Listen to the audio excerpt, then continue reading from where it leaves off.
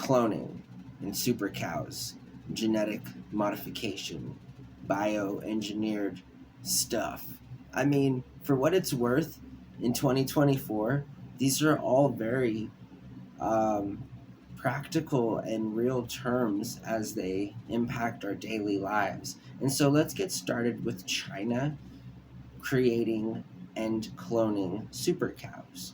So, super cows are defined as the three as of last year, link in the description below to the article that references such or said event, is 18 tons and or 1,000 tons of milk in their lifetime. So 18 tons per year and or 1,000 tons of milk over the course of their lifetime. What a super cow is. China has 3 of them. They also have plans to have at least 1,000 of them within the next 3 years. And so this is a good example of cloning and reproductive cloning, in that it helps certain parts of the populace in China to be free of their dependence on foreign milk and or imported milk rather. So it's good to get your local population on its own local milk. I absolutely agree with that in terms of its practicality and just basic real practice. You know, not just for economics, but just because it's a better practice. But yeah, China has implemented this policy, and they have made these cows publicly. I mean, these are real cows, and they're pretty cool. They've cloned them from the top milk producers of the entire natural food chain supply, as it would be. Cloning is super complicated, and I understand what I can about it, but I also understand there are 2 kinds of cloning.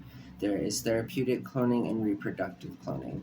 Therapeutic cloning is the cloning of just certain cells, and reproductive cloning is the cloning of the entire organism. And so, as of 2024, there is no clinical research as it pertains to reproductive cloning with humans. But we do know that in January of this year, the first cloned monkey turned 3. And we also know that this guy just got convicted of trafficking cloned cattle.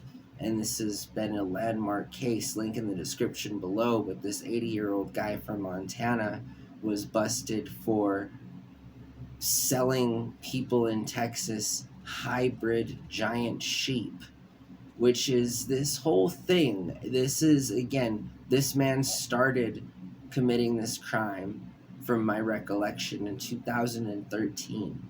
And so by obtaining sperm from a certain animal and an embryo from another, I mean, cloning is going down. It's a real thing.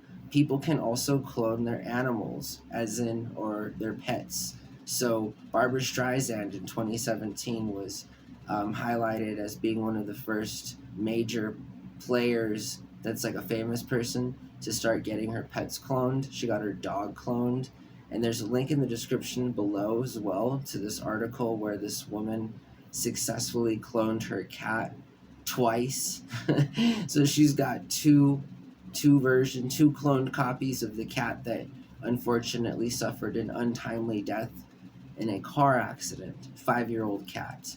Mother said that she felt like he deserved and or needed more life, so she now has 2 cloned copies of that original cat.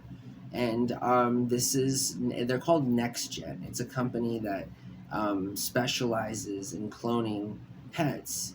And so I think that's quite interesting that I live in a world where if I have enough money, I can clone my animal. I think that's, again, it's all very new stuff, and there has been no evidence to suggest that cloned animals are any less healthy than their first version of themselves, which again, there could be many benefits with both reproductive cloning and therapeutic cloning as it concerns human beings. I think it's just interesting to have the conversation for sure.